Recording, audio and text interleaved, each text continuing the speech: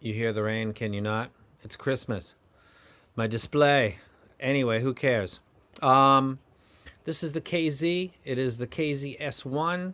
This is a hybrid. It's got a dynamic. It's also got balanced armature. There's another version which I believe is dynamic only.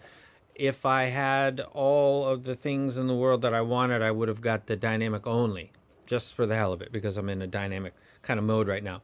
The the pairing of this to M11 Pro was easy peasy. Let me go ahead and confirm that for you. Bluetooth. The only two things that have been connected to this device are the AirPod Pro and the S1, which is currently connected. It's proof of life right there. I don't need lyrics. There we go. It gets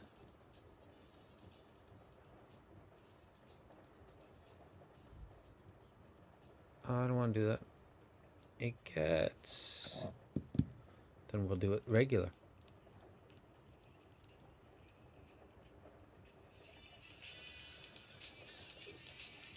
Way too loud. I don't want to get a copyright claim. Da, da, da, da. It gets very loud. Most brilliant on this, which I didn't know until I tried another set that I won't name yet, was the fact that it's got this lip on the side, a very pronounced edge. So when you put the tips on this thing, they are not coming off. Because if the tips come off, these are coming out of your head, out of your ears, out of your head, and smashing into the ground. That has got to be designed like that. And if you think, oh, that's automatic, the B-Lons are my favorite IEMs right now, and they were not designed for the human ear. Of people of my, I think I'm mostly probably European, Scandinavian, German. I know Asian people too, and they're not having any easier of a time with the B-Lons. The B-Lons was designed for, I don't know. They have great sound is what saved them. This fits the human ear quite fine. And it has a lip on it because it was designed well. You are not getting tips off of this easily. Putting tips on it is fairly easy. Taking it off is not. For this type of IEM, that is exactly what you want. You do not want something that comes off even remotely easy. It does not. Pairing it with the M11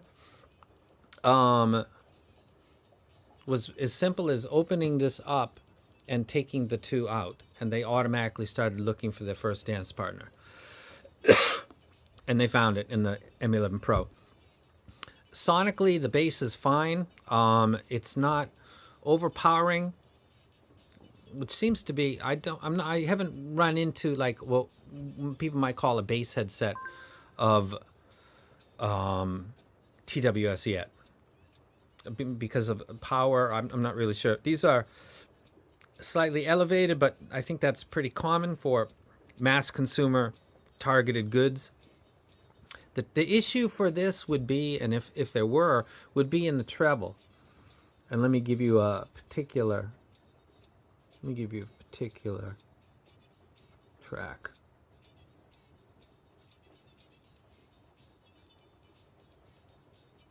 Sorry, be patient, please. I want to use the exact track where I thought, wow, that's kind of jumping out at me a little bit. It was the Doobie Brothers. Oh, there we go. The very best of. Dun dun dun dun dun dun dun. Telling me the things you want to do for me. Dun dun dun dun dun dun. I ain't high, but I don't like what I think I see. Taking it to the street, taking it to the street, to the street. Oh, no, taking it to the... God, there's a lot of songs on this. This track in particular, I want you to follow along. There's, in this, later in the track, you probably go about halfway and just let it play. The cymbal strike in this is metallic. It's a slightly unnatural. If this were a wired set, it would probably be something that I would graph and see a spike, probably maybe around 9K, or elevation relative to what precedes and what follows it. It's not enough for me to think that this is not a well-tuned set that would be popular. But if I wanted to get critical, it would be using Taking It to the Streets by the Doobie Brothers and pointing out to you that if you listen to the cymbal strike on this, it's maybe going to give you that unnatural sound that sometimes comes from, I don't want to say KZ and label them unfairly, because I love the AS10s, I love the ZS10 Pro, the ZSX, ZXS, ZSX. They make good stuff, they make not good stuff, just like every other company. But some people say sometimes the KZ has an unnatural treble and metallic in its way. This kind of gives me that. And it stood out on this particular track. So instead of being vague and talking about it, I'll tell you the track that you can go listen to it. That being said, these are like 25 bucks. And they fit well. They don't fit as good as the other set. The name escapes me. It was in the previous. I'll maybe put that in the description. For this user's lifestyle, I would wreck the other set because it seems to have a battery life that's comparable. Somebody said that everybody has problems with those. I got a retail version that I unwrapped the plastic from, and I've had no problems. And I've paired it with multiple devices. I've trained with it, sweated on it. I've had no issues with it. I could not train with this. And people made a joke like, does he train? Because I said it so many times. These are lifestyle. Are they not? I mean, do you not pick these because of like how you live your life and you don't want to be tethered to a wire? Is that not why we're here? So why would you use them? Because you take a train and you don't want to get, yank the cable and pull on your ears and get that feeling like you want to rip everything off of the shoulder bag, put it on the ground and stomp on it in front of everybody because you feel so pissed off. I guess I'm getting into a pet peeve. When I hit the cable and it yanks on the thing on my ear because I'm doing something, I'm around other people, it makes me feel stupid, and the first thing I want to do is just stomp on everything like a 5-year-old child. I don't have to think about that when I use something like this, and I definitely don't have to think about it with the other one, with the hooks that go over my ear. Those are not coming out. I'm not yanking on a cable. There's not going to be a moment where I feel like throwing everything on the ground and walking away. That just happens sometimes. The cable's getting you away at the worst times. So these are designed for people that are active and on the move. If you're sitting home, touching yourself and watching, manga videos all day long, I don't even know why you'd be watching and caring about this. You can use a cable. That you can frap all day long. That's not gonna get in your way. This ain't for you. This is for people that got lives and want to go do something and don't want to be yanking on a cable while they're on the train or while they're going out to do something. This is designed for them. If you're interested in this, I'd still suggest that you pay the extra $30 and get the one. If quality control has gotten into hand, I would wreck the one that's got the hook on it. Not the hook that goes inside your ear, like those little rubber hooks, because those are almost gimmicky for some people. I mean the ones that go over your ear. Those are the better set. So these are good. They've got the metallic treble that sometimes plagues some cheaper IMs and some KZs. This would be one of those. Do I wreck it? For somebody that takes the train, commutes to work, and that's like 45 minutes to 2 hours of their day, sure. I don't know why you would be so active. Be aware of the treble, but I don't know that you're audiophiling it if you're using these.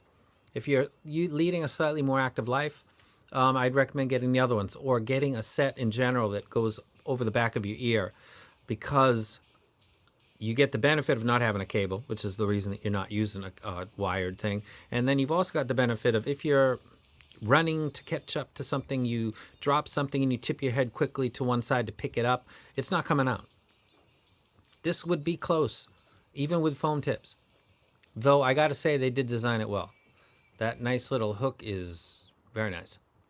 So battery life so far is 5 hours. I think that's reasonable. How many hours do you need this? So far it's 5. I don't run stuff through and then so someone else can give you guys battery life. Like I said, USB-C, open up the top, pull it out. It's going to start looking for its host, so be ready with your device in Bluetooth, and turn it off, turn it back on, and it'll start looking to pair with something. This will be active at the same time. You guys follow what I'm saying? Put your device in Bluetooth, turn it off.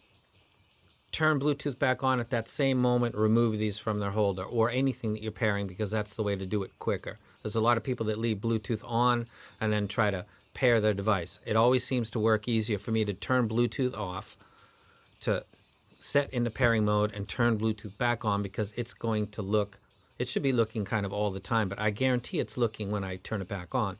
And these paired right away without any problem whatsoever. That's 10 minutes of your life. Do I wreck this set? It's 25 bucks.